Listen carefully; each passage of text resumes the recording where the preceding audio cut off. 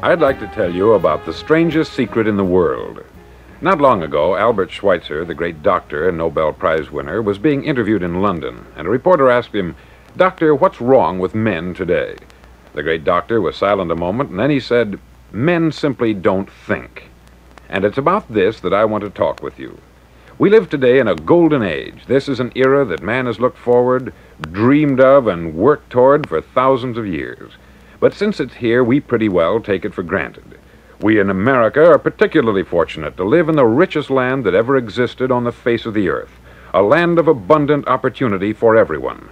But do you know what happens? Let's take 100 men who start even at the age of 25. Do you have any idea what will happen to those men by the time they're 65?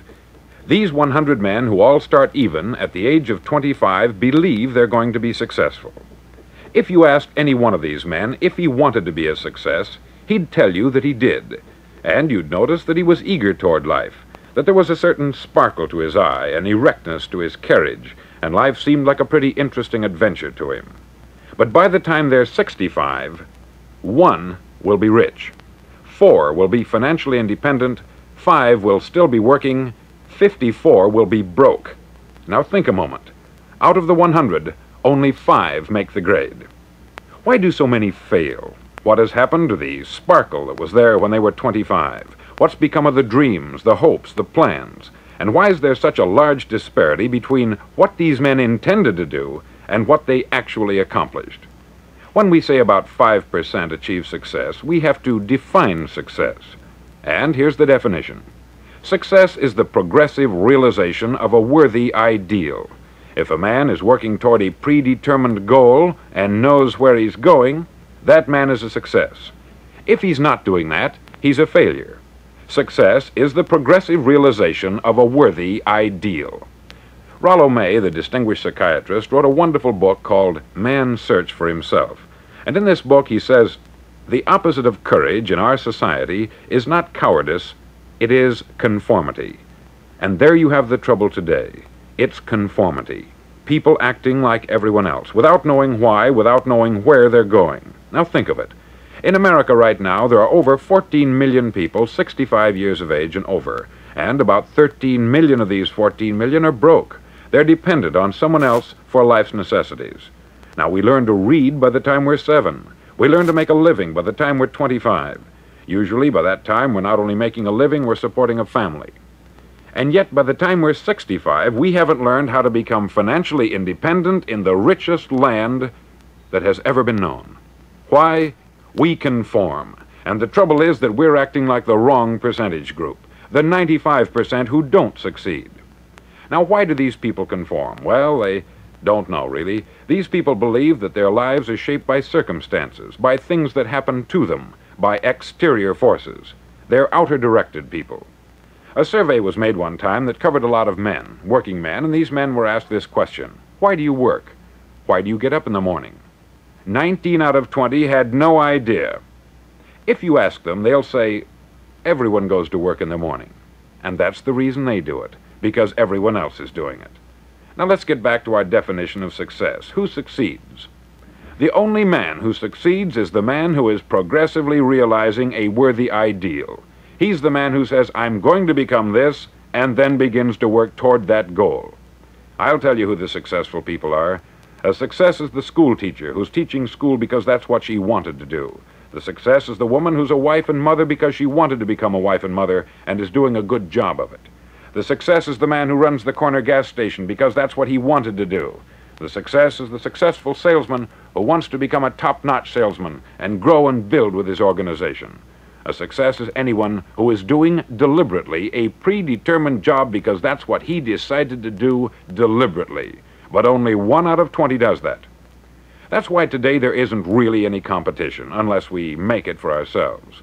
Instead of competing, all we have to do is create. Now, for 20 years, I looked for the key which would determine what would happen to a human being. Was there a key, I wanted to know, which would make the future a promise that we could foretell to a large extent? Was there a key that would guarantee a person's becoming successful if he only knew about it and knew how to use it? Well, there is such a key, and I've found it. Have you ever wondered why so many men work so hard and honestly without ever achieving anything in particular, and others don't seem to work hard and yet seem to get everything? They have the magic touch. You've heard them say that about someone. Everything he touches turns to gold. And have you ever noticed that a man who becomes successful tends to continue to become successful, and on the other hand, have you noticed how a man who is a failure tends to continue to fail? It's because of goals. Some of us have them, some don't. People with goals succeed because they know where they're going. Now think of a ship leaving a harbor, and think of it with the complete voyage mapped out and planned. The captain and crew know exactly where it's going and how long it will take. It has a definite goal. 9,999 times out of 10,000, it will get to where it started out to get. Now let's take another ship, just like the first, only let's not put a crew on it, or a captain at the helm. Let's give it no aiming point, no goal, no destination. We just start the engines and let it go.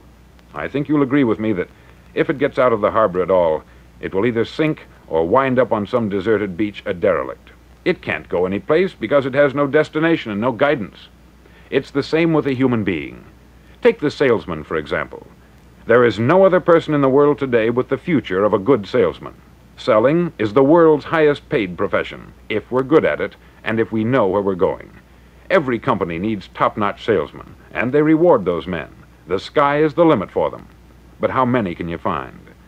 Someone once said, the human race is fixed, not to prevent the strong from winning, but to prevent the weak from losing. The American economy today can be likened to a convoy in time of war. The entire economy is slowed down to protect its weakest link, just as the convoy had to go at the speed that would permit its slowest vessel to remain in formation. That's why it's so easy to make a living today. It takes no particular brains or talent to make a living and support a family today. So we have a plateau of so-called security, if that's what a person's looking for. But we do have to decide how high above this plateau we want to aim for. Now let's get back to the strangest secret in the world, the story that I wanted to tell you today. Why do men with goals succeed in life and men without them fail? Well, let me tell you something which, if you really understand it, will alter your life immediately. If you understand completely what I'm going to tell you from this moment on, your life will never be the same again. You'll suddenly find that good luck just seems to be attracted to you. The things you want just seem to fall in line. And from now on, you won't have the problems, the worries, the gnawing lump of anxiety that perhaps you've experienced before. Doubt, fear, well, they'll be things of the past. Here's the key to success, and the key to failure. We become what we think about. Now let me say that again. We become what we think about. Throughout all history, the great wise men and teachers, philosophers and prophets have disagreed with one another on many different things. It is only on this one point that they are in complete and unanimous agreement. Listen to what Marcus Aurelius, the great Roman emperor, said. He said, "A man's life is what his thoughts make of it." Disraeli said this, "Everything comes if a man will only wait. I have brought myself by long meditation to the conviction that a human being with a settled purpose must accomplish it, and that nothing can resist a will that will stake even existence for its fulfillment." Ralph Waldo Emerson said this, "A man is what he thinks about all day long." William James said, "The greatest discovery of my generation is that human beings can alter their lives by altering their attitudes of mind." And he also said, "We need only in cold blood